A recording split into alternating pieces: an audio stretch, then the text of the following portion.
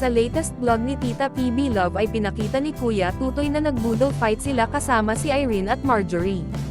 Pinakita ni Kuya Tutoy ang nilagang dahon ng gabi at nilagang kamoteng kahoy. Kumuha naman si Irene ng sili para in case na Makati ay di gaano ramdam basta may anghang. Nagtabi si Irene ng sabaw ng nilagang gabi para sa anak niya dahil lalagyan nila ng sili ang para sa kanila. Sinabi ni Irene kay Kuya Tutoy na magkakamay na lang sila dahil iisa lang ang kanilang kutsara. Sinabi ni Kuya Tutoy kay Irene na wag lagyan ng kanin ang plato niya dahil ayaw niya.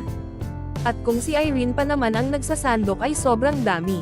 Iniinggit naman ni Marjorie si Kuya Tutoy sa kinain nitong nilagang kamoteng kahoy at sinabing sobrang sarap nito. Dumating ang kuya ni Irene na dala ang napakaraming sili na anden pa sa binalinsangan nito. Sinabi ni Kuya Tutoy kay Irene na sana nilagyan din ng dahon ng sili ang nilaga nilang dahon ng gabi. Kukuha na sana si Kuya Tutoy ng nilagang kamoteng kahoy pero natawa na lang siya dahil sobrang init pa pala nito. Tinanong ni Kuya Tutoy si Marjorie kung nilagyan ba nito ng asin ang nilagang kamoteng kahoy. Sumagot si Marjorie na wala pero pwede pang lagyan ng asin kaya kumuha naman agad si Marjorie. Sinabihan ni Kuya Tutoy si Irene na wag lagyan ng sili lahat dahil baka yung iba ay ayaw. Sobrang nasarapan si Kuya Tutoy sa kinain nitong kamoteng kahoy. Sinabihan ni Kuya Tutoy si Irene na biyak-biyakan ang kamoteng kahoy para mabilis ito lumamig. Sinabihan ni Kuya Tutoy si Irene na subukang magluto ng ganito sa Abra. Sumagot naman si Irene na pwede.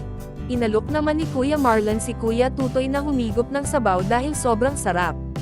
Sinabihan naman ni Kuya Tutoy si Irene na tirhan siya ng gabi at sana nagdala ito ng Mickey. Sumagot naman si Irene na walang Mickey sa lugar.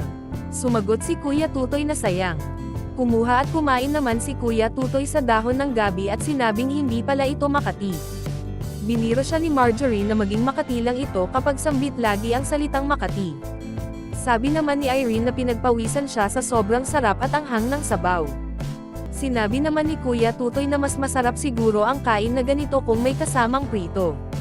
Sinangayo na naman ito ni Irene at sinabing mas lalo na kung merong paksiw na isda, suka at toyo.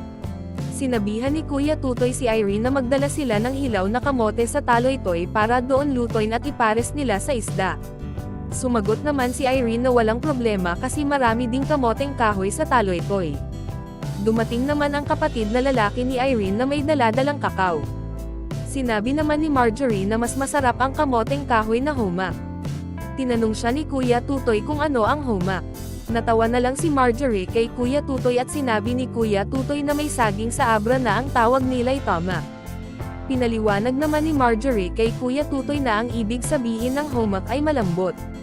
Mas masarap ang kamoteng kahoy kapag malambot. At para sa more summary video ng Pugong Biyahero, huwag kalimotang mag-like and subscribe.